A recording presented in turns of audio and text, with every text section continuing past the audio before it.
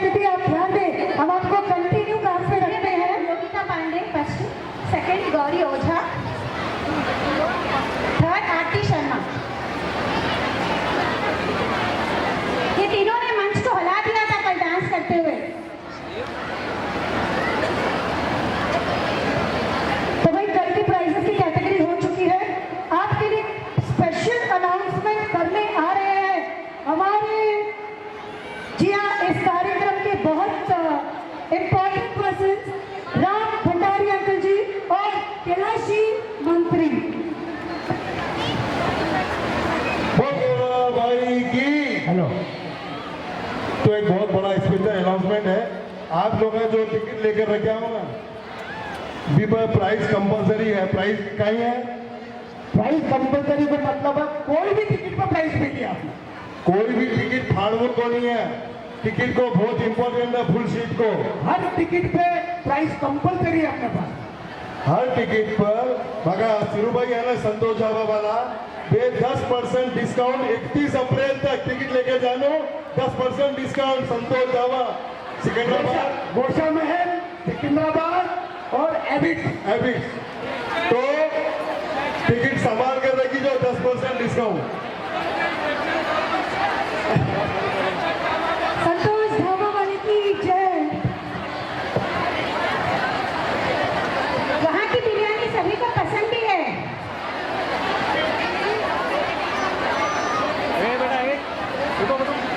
तो चलिए बात बढ़ते हैं। मुझे पता है आप लोगों की बेचैनी और बढ़ते जा रही है, तो शुरू करते हैं।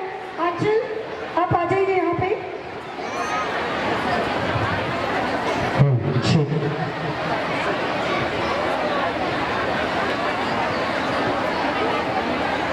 अच्छा मुझे बताइए, सभी को पता है कि युग कितने प्रकार के होते, कितने हैं?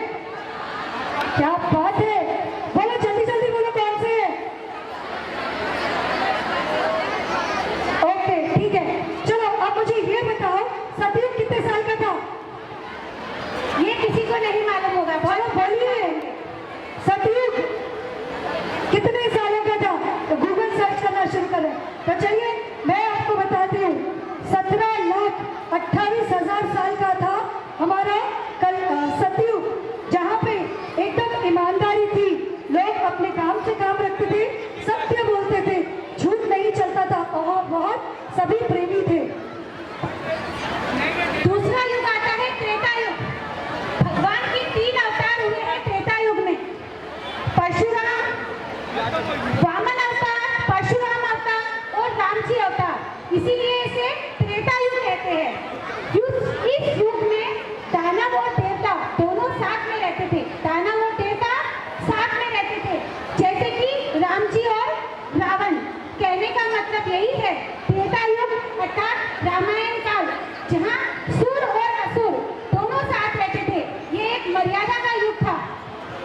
द्वापर युग अर्थात हमारे प्यारे श्री कृष्ण जी का युग।